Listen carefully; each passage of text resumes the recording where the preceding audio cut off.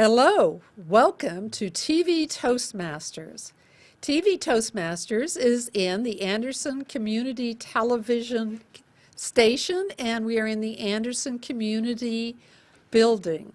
We meet every Saturday, every third Saturday of the month at 9 o'clock, and we always welcome an audience. And my name is Sheila Mudbaker. I am the Vice President of Education for TV Toastmasters.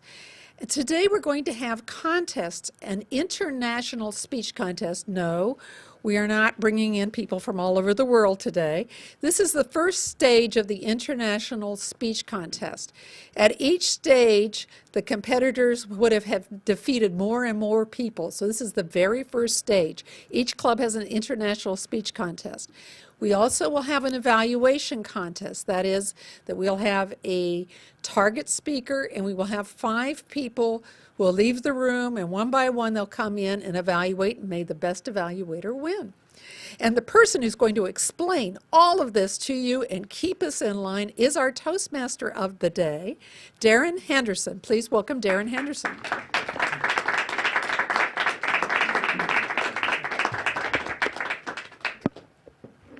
Thank you, Sheila. Welcome, fellow Toastmasters, contestants, guests, and our television audience. I do have one piece of information I need to give you just to not have any confusion. I only say this because I've heard it twice today this morning already. And that is that I am not Tiger Woods, and this is not an apology. Just want to keep that clear.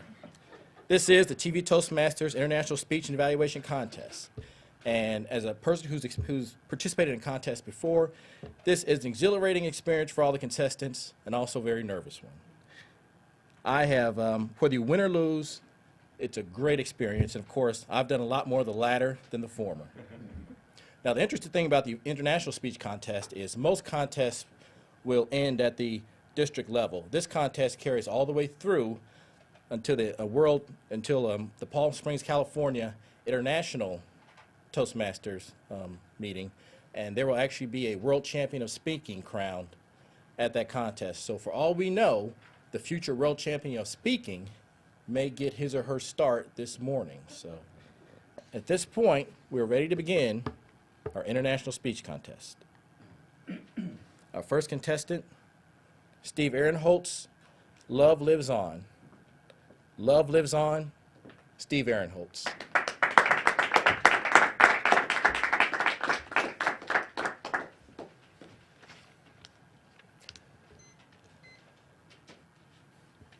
There are things that we don't want to happen, but have to accept.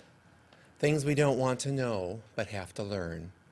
And people we can't live without, but have to let go. Author unknown. Mr. Toastmaster, fellow Toastmasters, and our honored guests watching in today. Grieving is a process that we all have or will experience. It's a long-term process that can vary for each individual. And it can differ for ourselves each time we experience it. Did you realize that grief can occur from happy as well as sad occasions?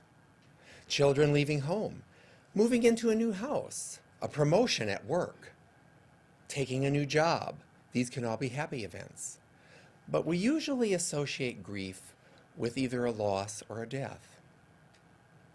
Margaret Mead stated, "When a person is born, we rejoice. When they're married, we jubilate. And when they die, we try to pretend that nothing has happened." Grief can vary by culture, and we never return to our pre-grief state once we've gone through it. The lantern ceremony is an ancient tradition that's celebrated in many Asian countries, especially in China, Thailand, and Japan. It's usually celebrated on a Buddhist holiday, particularly during the time of a full moon. The belief is that ancestors come back to visit us, and the lanterns are set out to guide their way. When the visit is over, the lanterns are set adrift to guide their path back to heaven. For the Japanese, it took on particularly great meanings following the bombing of Hiroshima on August 6th in 1945, and then 3 days later in Nagasaki on August 9th of 1945. My wife Teresa and I attended the second lantern ceremony at the Mount Moriah Cemetery in Union Township this past September. We had wanted to attend the first one, but weren't able to because it happened on the weekend that immediately followed my father's death in Wisconsin in 2008. At this lantern ceremony, we had an opportunity to assemble our own lanterns. You would take a piece of rice paper and affix it to 4 dowels, which stuck out of a piece of plywood or wood, and then it was illuminated with a candle from inside. So your finished product would look something like this.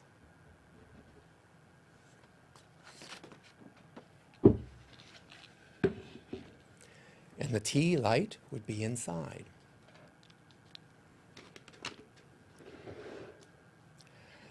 We decided that we wanted to wait until after sunset to launch our lanterns because we wanted to be able to see the light coming out through the sides of the lantern as well as see the reflection of the lantern in the water's surface. As sunset descended upon the cemetery, we launched our lantern along with the numerous other ones that were floating out on the water and experienced the calm of watching this just drift along on the water, both sending light out through the sides of our lantern as well as it being reflected from the water's surface. As we observed the lanterns and enjoyed this late summer evening, early fall evening, the crowd in attendance began to dwindle down. We finally decided that it was time for us to head home as well, and we began our walk along the single lane out of the cemetery. As we walked up the hill, we happened to pause and step off of the pavement to allow a car to pass. And it was at that point that Teresa and I noticed that there was a lone elderly woman walking very closely behind us. We had no idea that she was there. As we paused to allow the vehicle to pass, no one said anything. We just assumed she was another one of the attendees who was also walking out to her car at the end of this lantern ceremony. Up ahead, as this lane worked its way out to the main road and would take us back to where our car was parked, there was a 90-degree turn to the left. As we turned, when we reached the bend, and an important point to note here is that we noticed at that point the woman who had been right behind us was no longer there. We had no idea where she'd gone. We continued on the path out to the main road. Our lone car was sitting in the church parking lot across the street under the streetlight. We got into the car, and as I started the engine, the song "I Can See Clearly Now, The Rain Is Gone" by Johnny Nash was playing on the radio. Now, this song was one of my mother's favorite, and we had used it in the soundtrack for the DVD photo montage that was played at her visitation. I really think that Mom had come to visit us that evening to check in on us and see how we were doing. We have no idea where the woman went that was right behind us.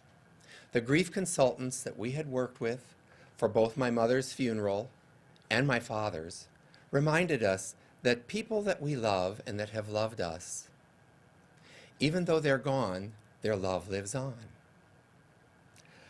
Robert Fulghum stated that "I believe in imagination is stronger than knowledge, myth is more potent than history, dreams are more powerful than facts, hope always triumphs over experience, laughter is the cure for grief, love is stronger than death."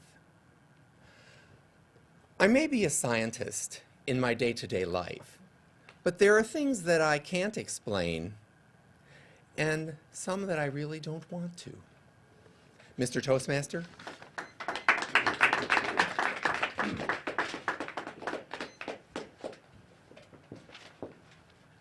Our next speaker is Rick Davis.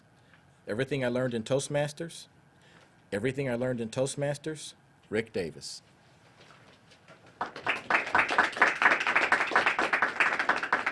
Mr. Toastmaster, fellow Toastmasters, honored guests. About 20 years ago, Robert Fulghum wrote a book called Everything I Needed to Know I Learned in Kindergarten. Well, I've been a Toastmaster 17 years, and everything I've needed to know I've learned in Toastmasters. So, for example, the Toastmaster police will get after you if you call this a podium. This is not a podium, this is a lectern. Eliminating ahs is very difficult. You can reduce the number of ahs, but it seems like you can never quite get rid of all of them. You can generate a reasonable talk if you have 5 to 10 minutes. And a better talk if you have 10 to 15 minutes.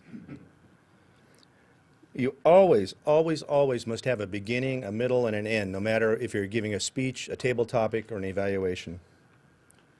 Rehearse. And if the words that you're trying to say are too hard to say in rehearsal, then you probably need to change the words, because you're not going to be able to say them when you get up on the podium. In a contest, the first contestant hardly ever wins. Sorry, Steve. In the international speech contest, if you can't make the audience laugh and cry in the same speech, you probably aren't going to win. Table topics are fun. I know that's hard to believe for new Toastmasters, but table topics are fun. You don't have to tell the truth in table topics. I give you permission. You don't have to tell the truth in table topics. And a table topics question must be short. If you're the table topics master, it has to be short enough that the person can grasp exactly what it is that you're getting at. Don't give big dissertations. At some meetings, 5 minutes is too long, and at other meetings, 7 minutes is too short. Even the best speakers go back and practice the basics, that is, the basic competent communicator manual. And the more you give to Toastmasters, the more you get. Just about anyone can be a good club president. That's hard to believe. I've seen it happen. It's amazing. But an uncommitted club officer can really cause the club problems. Anyone can talk about themselves for 5 minutes. We call that the icebreaker. And just about anyone who commits to Toastmasters for 6 months will see a noticeable improvement. In a TV Toastmasters, you can actually see the improvement on the DVD. I think the hardest job at a Toastmaster meeting is the awe counter. That's because they're required to listen for ahs and can't listen to the speeches. There is a big difference between an evaluation and constructive criticism. You know about constructive criticism, you had it at work. And if you really care about a speaker, an evaluation is easy. You come to Toastmasters for yourself, but you stay for the people that you meet. In my opinion, the hardest advanced manual in Toastmasters is the technical presentations manual. It requires you to get other people involved in your ends and your means. And sometimes they don't necessarily want to talk about what you want them to talk about. Toastmasters is not pass-fail. There is no failure in Toastmasters. And if you have some fabulous quote that you absolutely know that you're never going to forget, you're going to forget about it if you get up here. So you should have it written down. You should have it written down, no matter if it's short or if it's long. And one of the quotes that I like, and just about everybody gets it wrong when they get up here, is, if you get out of Toastmasters what you can get out of Toastmasters, you'll never get out of Toastmasters. Everyone knows Joe Schwerling. Everyone knows Carol Cormlin. You say, I belong to the same club as Carol, and they say, oh, okay, I understand. And finally, every club is the same, but different. Every club has their own way of doing things, but they all do the same thing. They all do their speeches, they all do their evaluations, they all do their timing, but every club does it different. So, my fellow Toastmasters, in 17 years, those are the truths that I've arrived at after being in Toastmasters, and I hope that you have a similar experience and will someday get up here and tell us about the things that you've learned in Toastmasters. Mr. Toastmaster. Right. Our next speaker is Don Wess. Play your cards. Play your cards. Don Wess.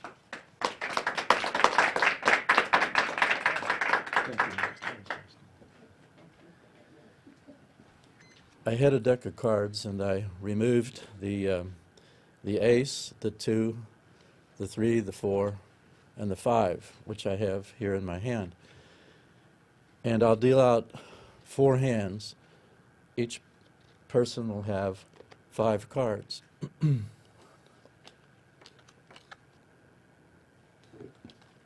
2, 3, 4, 5.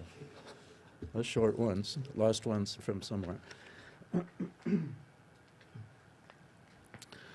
Okay, so I have 5 cards here. I picked up one of the hands at random, and this will be our hand. This will be the hand we were born with. It is imprinted in our genetic makeup. So I will relate these 5 cards to the chart up on the screen. Move this out.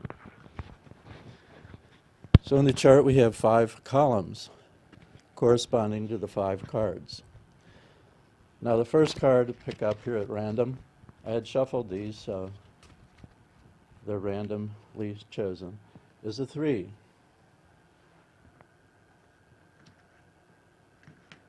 So that goes up 3 marks on the column. And the first column represents our survival needs. So we have been born with survival needs that are at this level, the 3rd level. It will be important then in our life to make choices that will raise us up to this level, that will provide our needs at that level. It's kind of in the middle, a moderate need for survival. Those up here would be very conservative, not take chances. Those down here would like to take a lot of risks in their life. So to be happy, we need to rise up to this level, make choices that will get us here. The second card is a 2.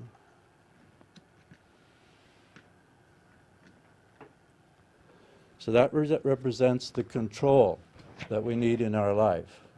We have a need for control at a 2 level, which is a mild level. We don't need that much control in our life.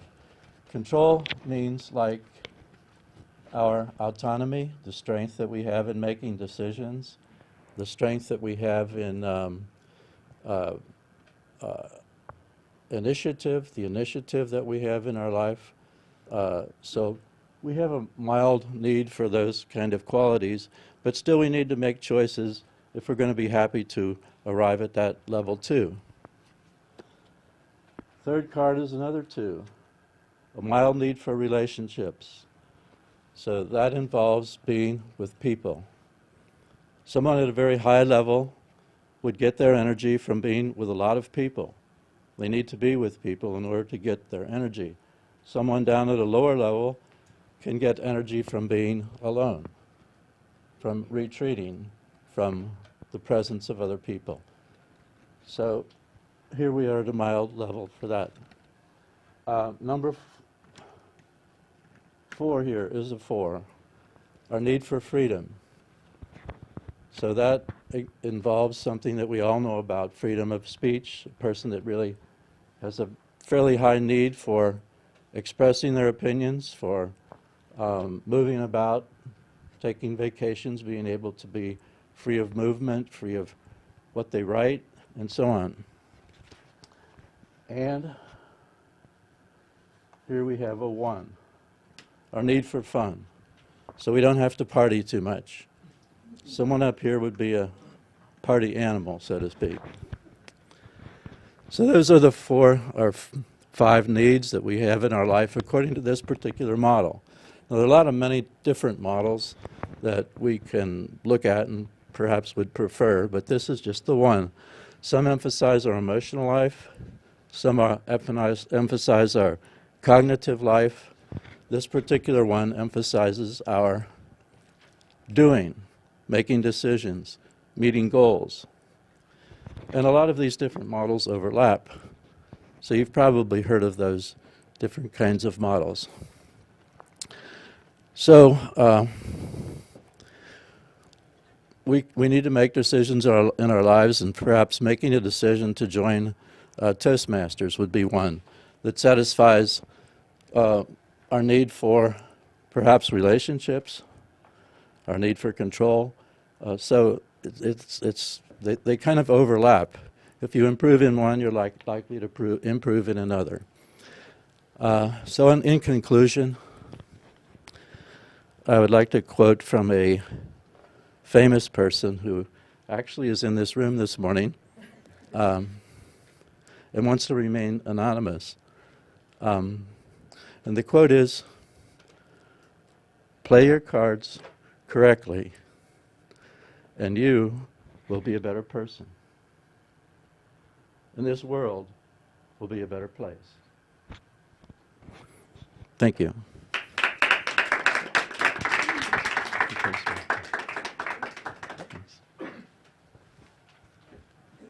At this time, we'll begin our TV Toastmasters evaluation contest. As we all know, evaluation is at the heart of the Toastmasters experience. It's the part of the meeting that helps us to get better as speakers. We will have a target speaker today whose speech will be evaluated by our contestants. The winner, of course, will represent TV Toastmasters in the Area 53 contest on March 16th. I'd like to introduce our target speaker. Kevin Gross, Saving Buddy. Saving Buddy, Kevin Gross. Thank you.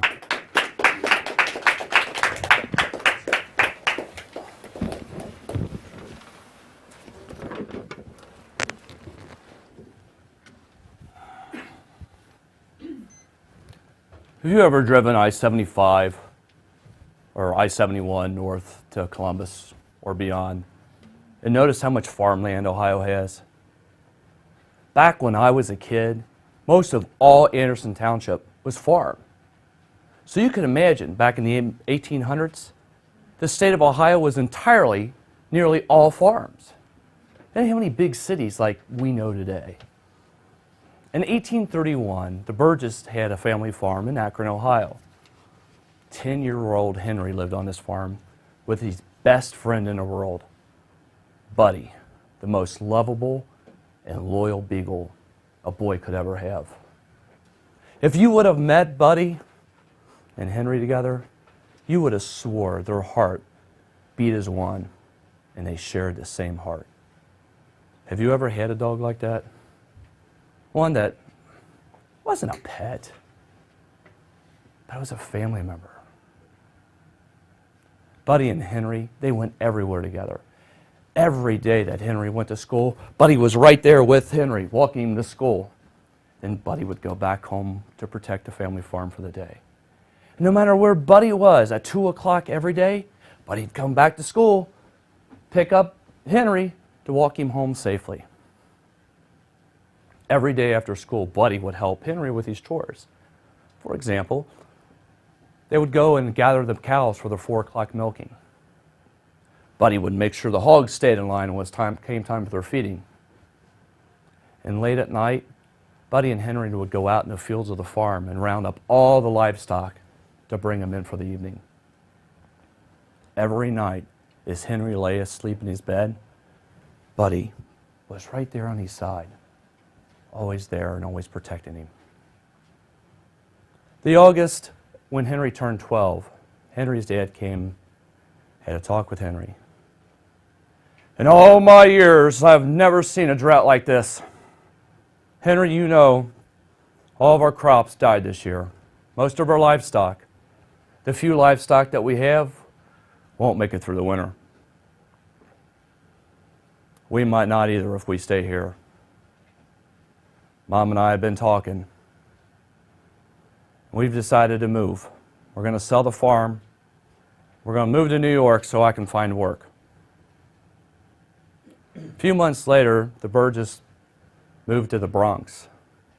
Because the drought had financially just ruined the Burgess, the only thing the Henrys could afford was a 2-room apartment in the Bronx, which did not allow dogs. Henry made a doghouse right outside the apartment window. The separation was very hard on both of them. But Henry and Buddy would spend as much time as possible. Buddy was just one of thousands of domestic animals thrown to the streets of the city of New York as all these farmers came in to the big city looking for work. As you can imagine, the domestic dog problem became a problem with the encroachment of all these dogs with humans. So the mayor of New York said, to deal with this dog problem, we're going to institute a 50-cent bounty on anyone who brings a stray dog to our newly formed pounds. Now back then in the 1800s, 50 cents was a lot of money. It's not like today, of course.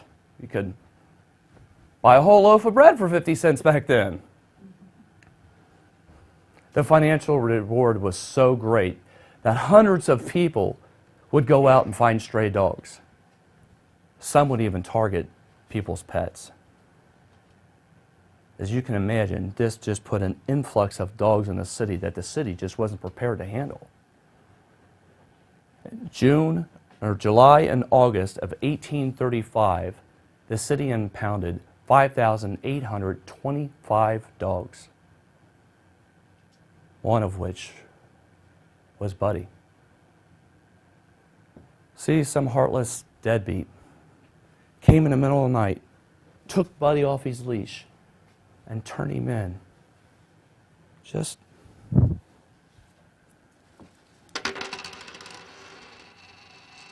a little bit of change. A mere 5 times. When Henry learned that Buddy was gone, Henry looked everywhere for him, but couldn't find him. Finally, Henry went down to the pound. Out of the thousands of dogs that were there, that's him! That's him! That's my buddy! Can I have my buddy? Authorities said, sure, as soon as you pay the fine of $3.50.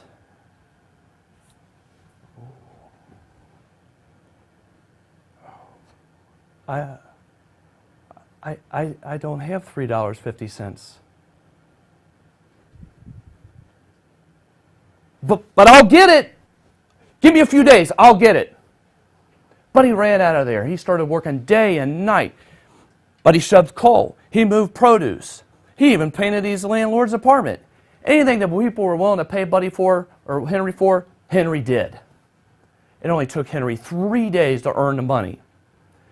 He ran back to the pound as soon as he had it. But Buddy was no longer there. See, as a means to deal with the dog population problem, the authorities would take the dogs and put them in the wooden crates, then lower them into the East River. One observer said, and he wrote in his local paper, as long as I'll live, I'll never stop hearing those cries of the dogs yelping and screaming and fighting for their lives as these boxes bobbled in the East River and then slowly drowned. The authorities explained this about Henry. Henry broke down and cried, "You killed my buddy! I was going to pay your fine! Why did you murder my best friend?" Henry learned 2 very important lessons that week: how cruel people can be and the value of hard work. Many years later, Henry became a multi-millionaire, but he could still never free himself of his best childhood friend and his tragic death. So in 1866, Henry Burgess put up his entire fortune and founded the American Society for Prevention of Cruelty to Animals. Over the past 144 years, the ASPCA has saved millions of animals. There's now ASPCAs from New York City all the way to San Diego, California, from Houston, Texas, all the way to Alaska. There's many animals right now in an ASPCA just a few miles away from here. Won't you open up your heart and your home to save a buddy? Mr. Toastmaster.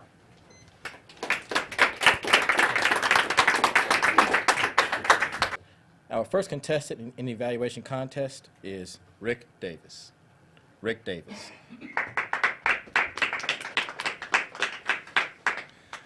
Mr. Toastmaster, fellow Toastmasters, and especially Kevin, thank you for your speech today.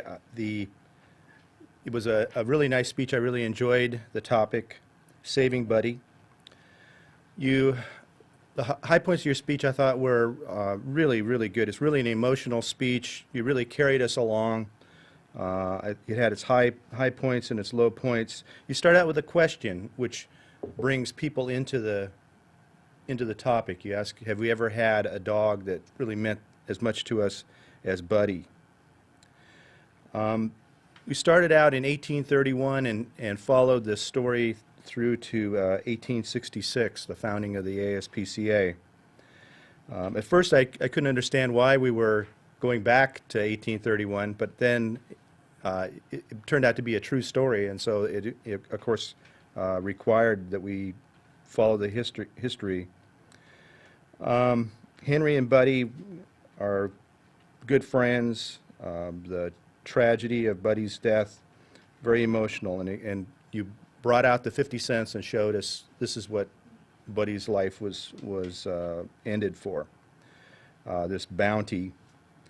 The fact that Henry learned about cruelty, human cruelty, and the value of hard work, I thought was really a good takeaway message from this. And you also provided us with a call to action. So this call to action was about the ASPCA. The call to action wasn't very specific. I think it could have been more specific. You didn't say, oh, I'd like you to donate money to the ASPCA, or what we should do with respect to the ASPCA. Should we go out and adopt a dog? Most of us already have a couple of mutts that are hanging around. Or spay and neuter. I know that one of the members of the club's wife has really been involved in spaying and neutering dogs so that we don't have this excess of animals. So the high points I thought were the emotions behind the story, the early years, the lows of the dog's death, and I thought it was well thought out. Some of the low points, you sort of confused some of the names, and I'm not sure how to help you with that other than maybe some more rehearsal, but you sort of confused Henry and Buddy, you sort of confused the Burgesses with Buddy's names. And then there were some little wording things, but I'm not going to worry too much about that because I think the story, for the most part, had the impact that you were hoping for, and I think really provided us with some nice ideas about our relationships with our animals. So, Mr. Toastmaster.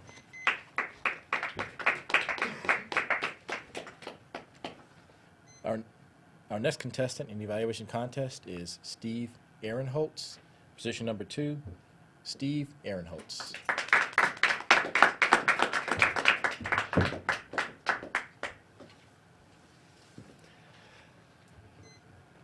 Thank you, Mr. Toastmaster, fellow Toastmasters, our honored guests, and Kevin. Saving Buddy. I liked your use of questions at the beginning of your speech. You drew us into your speech.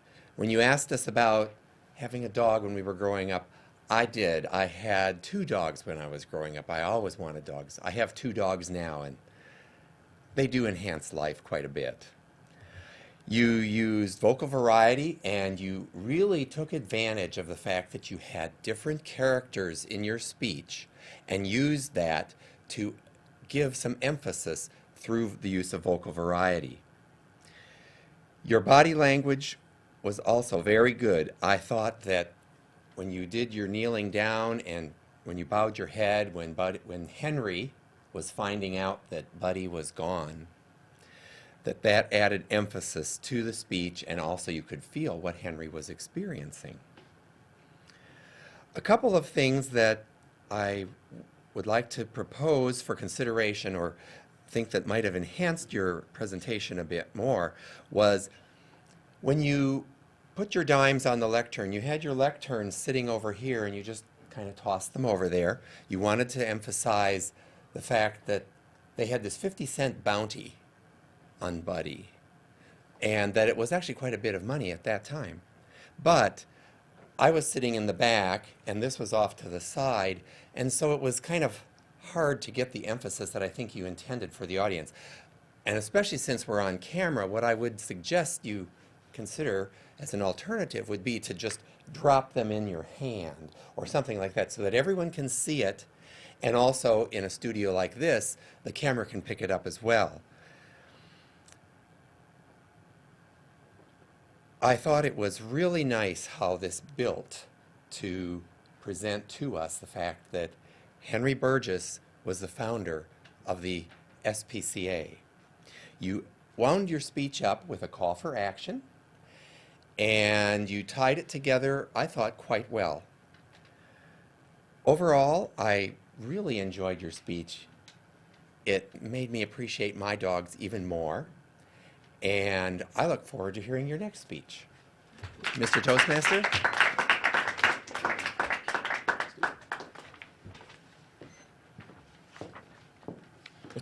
Our third contestant is Phil Rigg. Phil Rigg, contestant number 3.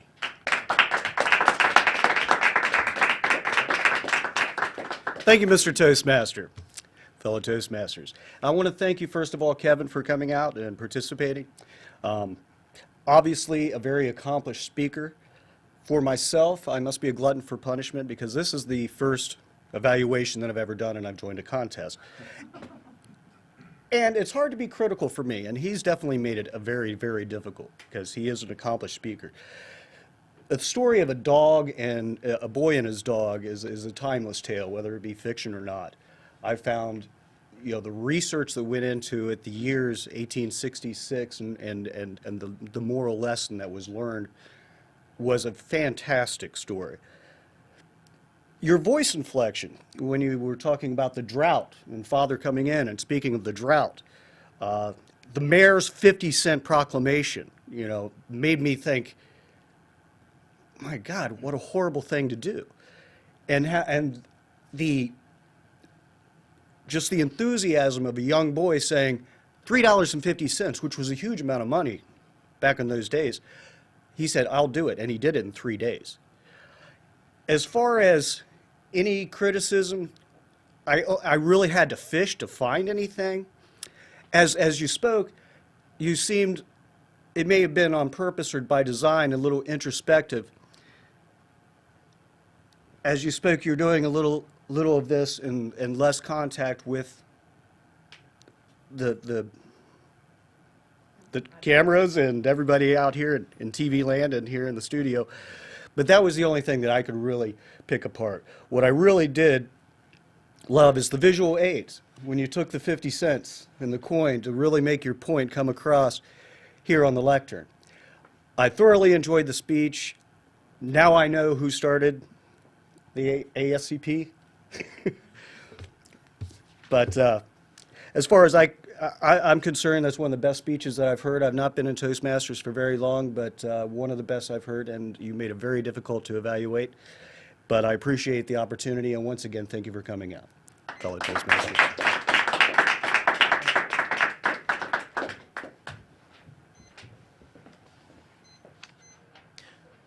Our fourth contestant is Paul Wessels.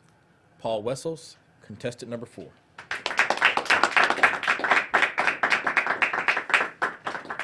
Mr. Toastmaster, audience, in particular Kevin,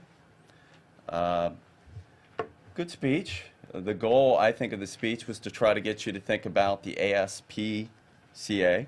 Hopefully I've got that right. But I think he did 2 things overall, just my overall impressions. I think he did 2 things well. One, he kept it simple. And I've kind of learned that lesson. You got to keep it real simple, a boy and a dog. And two, everybody can relate to the boy and the dog. And two, he told a story.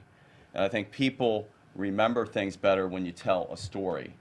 So simple, and he told a story. Some of the good things I liked about it, he's like me. He likes to move around.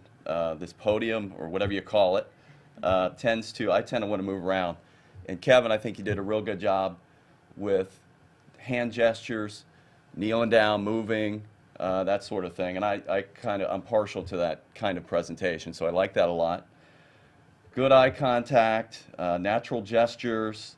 I've got correct grammar, all the good stuff. No notes. If you'll notice, he didn't have any notes, didn't look at anything. He asked questions. He gestured to the audience and asked some questions, so he got us involved, thinking. And that's another good thing, I think, stories and questions. Good movement, and like I said, dramatic moves. One of the things, you know, just not a lot of improvement. At one point, I kind of got confused between Buddy and Henry. I think you said Henry was doing this, but I thought that was the dog. You know, my impression was that one time, I think it was, you got Henry and Buddy mixed up. But other than that, it's kind of tough. It's a little different atmosphere. And one thing that struck me when I came up here are the lights, and you know you're on camera, so that's a little bit different maybe from what you're used to. So you look fairly natural and again, good movement. And in general, the effect on me, I remember the ASPCA, and I think it's because of the story. You wove it into the story.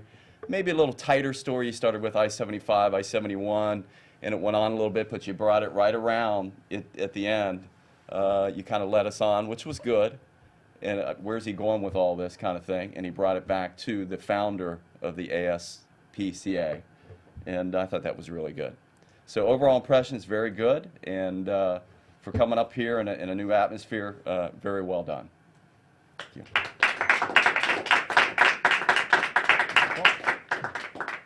Right. That concludes our evaluation contest. At this point, let's meet our contestants a little bit better. First, I'd like to bring up Steve Ahrenholz. Steve was a participant in both the speech and evaluation contest.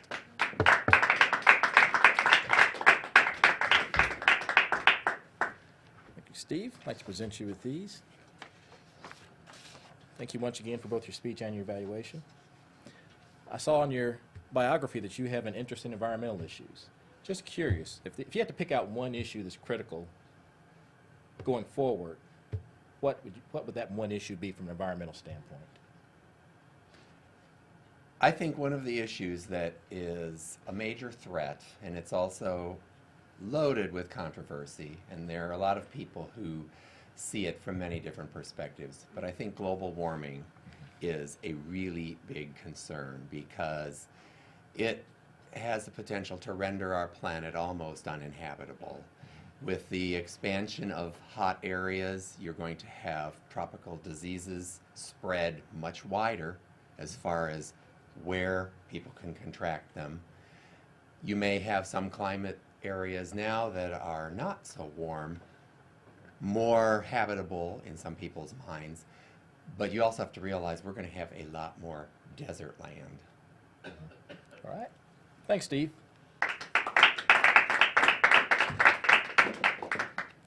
All right. Next, I'd like to bring up our president, Rick Davis. I'd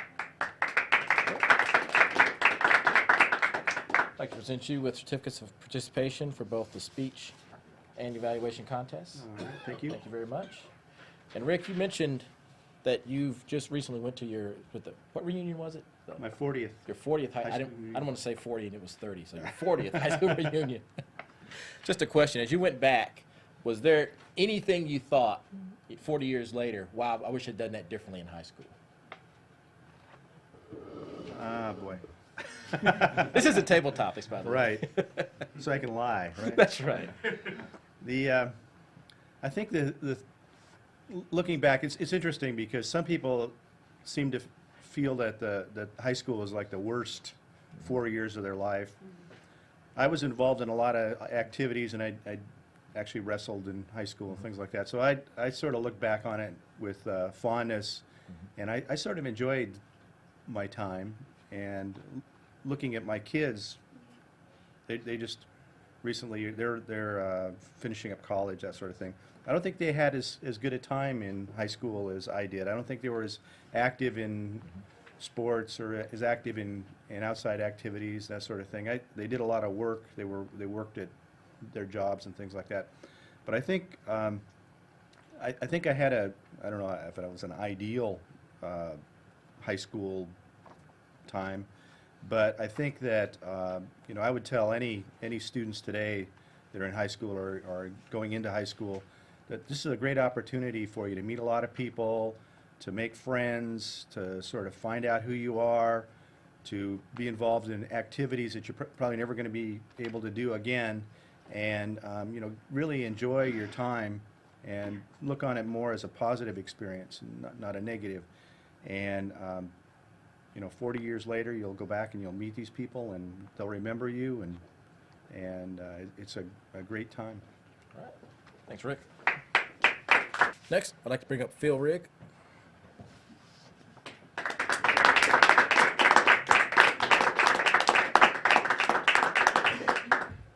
Thanks, Phil. Here's your certificate of participation for the evaluation contest. And Phil, you seem to be one of those people who have the gift of gab. Yes, I believe so. Were you always like that as a child? Were you a talkative child and very friendly?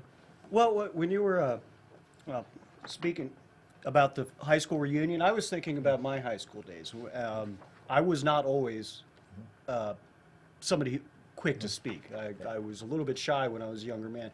Thinking back to high school, you had all the opportunities to meet all the people. You had the opportunities to make mistakes. And for me, it was an opportunity to get out of my shell. Since then, I was in the U.S. Army. I taught classes. I got out of the Army. It wasn't a career for me, but I did enjoy my time. Moved to Orlando and became a bartender. So as a bartender for 17 years, it helps to be a little bit outgoing, especially if you're a male bartender, because you're not there. People aren't there to look at you. So it was something learned. Good. Thanks, Phil. Thank you.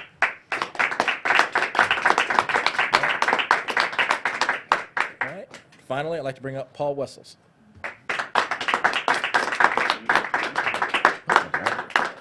Paul, thanks for participating in our evaluation contest. Thank you.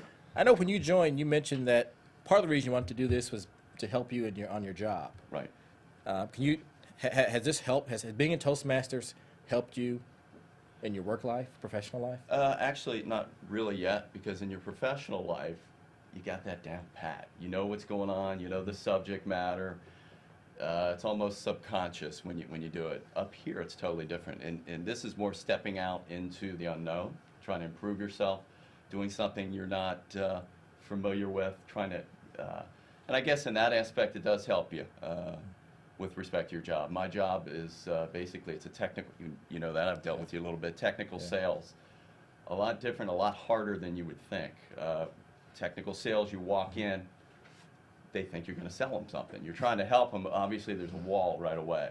So it's really challenging to get through that. You may have a product that they really need, and you know they need it. It's just communicating that to their brain and through those walls that are set up. So in that aspect, just stepping out into the unknown, being able to handle new things, I think it has helped me a little bit. But again, this is much harder than what I do, because you're just so used to what you do all the time. So, All right. that's it. Thanks, Paul. Thank you. Let's get a hand for all our contestants. I think it was a great contest. Okay.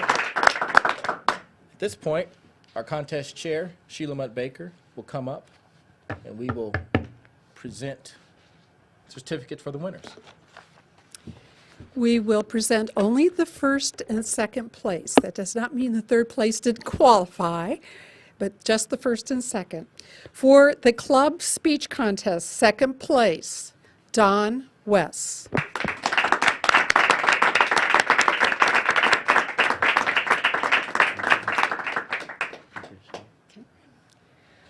For the club international speech contest, first place, Steve Ahrenholz.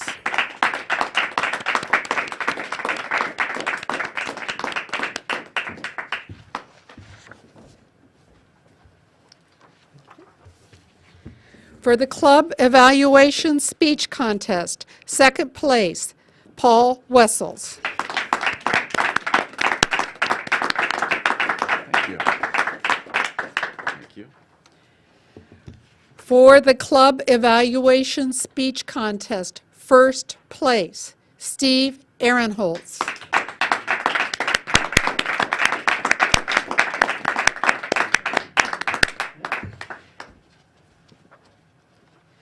Mr. Toastmaster. Thank you, Madam Contest Chair. All right, So I would like to welcome our president back to the podium. He was a contestant in both the contests, Rick Davis, and Rick will close the meeting for today. Thank you, Sheila. Let's give Sheila a big hand, and all the judges. Contests are very complex things to put on, and if you've never put on a contest, there are a million things that you have to think about, a million things that you have to worry about, including things like not giving anyone an unfair advantage, that sort of thing. So it's really an important job, and our club does it well, so thank you. With that, I would like to close the meeting, and thank you all for coming. This is Rusty Ferdon with TV Toastmasters. We're a proud sponsor here on ACT TV and Anderson Community Television. We're the Miter Box. We're in Silverton. We've been doing picture framing for 32 years. We do conservation framing, we have conservation glass, and we have a large variety of frames. We're proud to be a sponsor of this to ACT TV, and business networking events have just got better. MAP, Market and Profit, unique luncheon and breakfast networking format, the business building team. Who do you want to get to know? Business owners, designers, investors, CEOs? Build your business at the next MAP networking event at 5 Seasons. No membership fees.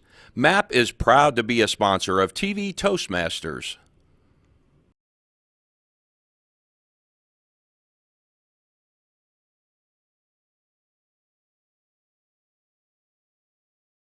Marcus Jewelers, serving Anderson Township as its only family-owned and operated full-service jeweler. For over 21 years, we specialize in fine-quality gold, silver, platinum, jewelry, and gemstones. We can take something old and make it new again, including watches. We also buy gold and silver, including flatware. We also specialize in coins and bullion. We can appraise all of your jewelry so you know its true value. When it comes to matters of estate, we can determine what is real and what is costume. Lula's for lunch and more. Owner and chef Lori Pierce has over 25 years' experience. She has worked with world-renowned chefs and has developed recipes for Fortune 500 companies. Lori will work with you personally to create a unique menu. So whether a romantic dinner for two or a large corporate luncheon, remember, Lula's, where love is always the first ingredient. Dr. Jack Hendricks of Clearly Chiropractic.